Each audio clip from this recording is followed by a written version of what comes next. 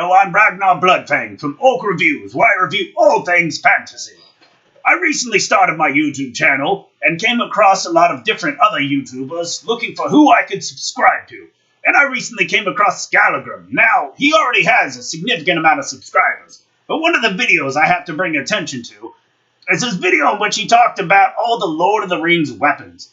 Now, he went into the standard halfling filth weapons, such as Sting, and he talks about some of the Elven and some of the Dwarves and all those other weapons. And all that aside, I don't really care. I could care less about the humans, dwarves, elves, all those other nonsense creatures. Now, the one I wanted to talk about, and I wanted to commend him on his attention to detail, is the Uruk Hai Weapons. A lot of people don't know this, but the Uruk Hai Weapons, Uruk Hai are basically the special forces of the orc world. Every single orc soldier should aspire to be an Uruk Hai. Now, thank you for bringing attention to detail on how the weapons are designed.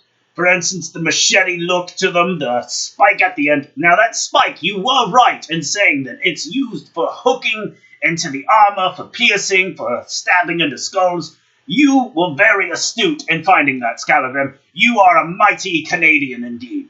Now, one of the things that I really wanted to commend you on was the fact that you talked about the design. You said it wasn't the most eloquent. That's true. Uruk Hai do not do eloquent. We don't do the whole elven dance around. What we do is we want to go at you and chop and hack and hack and hack until there's nothing left. We go at you like a berserker, like true orc fashion.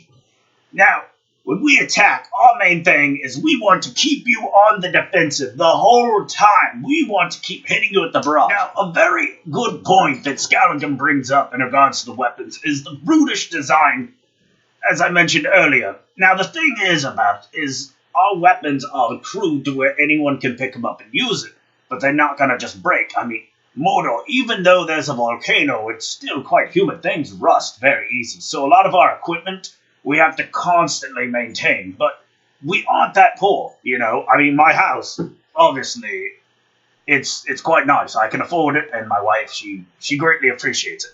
So, the thing is, I appreciate you bringing up aspects of the orc ingenuity and how weapons are made, and the fact that our weapons, though they may look crude and somewhat rusting, it's really just the environment. The humidity, it makes it very difficult to maintain, but they do hold up.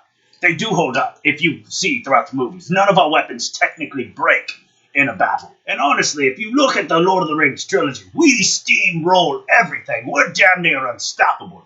Now, the biggest issue that I have with Lord of the Rings is who kills us? Who kills us every single time? It's the main characters, the ones with plot armor. You know, you have your Gandalfs, who basically has magic, so that's not fair. And then, of course, you have your Frodo Baggins, and that, honestly, he has a stealth ring. That's a free pass, that's unfair, and that's an unfair advantage.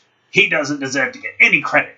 Thus, out of all the filthy halflings, I have to say Samwise was probably the most dedicated, and the one that I really do have to tip my hat to, if I had one. Now, there's always next orc raid. I might be able to get one. But moving on, you know what? Now that I think about it, I think that there is one character who doesn't quite have plot armor, but that's Boromir. He's played by Sean Bean. Technically, I mean, what are you going to do? He has, like, reverse plot armor. He dies in everything he stars in. It's literally a miracle if he doesn't survive. I think that might actually be the sign of the end times. Pigs fly and Sean Bean lives. Well, anyways, I just wanted to say thank you, Skallagrim, for showing the orc engineering genius that is my people, and for bringing respect to a weapon and to a culture that honestly doesn't get that much. I promise that if I ever see you on the battlefield, I'll try veering away from you. And I've seen some of your HEMA videos, and I frankly would like for you to veer away from me. I'll kill humans over here, you kill orcs over there, and, you know, we just try not to murder each other. I really don't want to die. Anyways, thank you very much, and this is Orc Reviews, where I always find the halflings.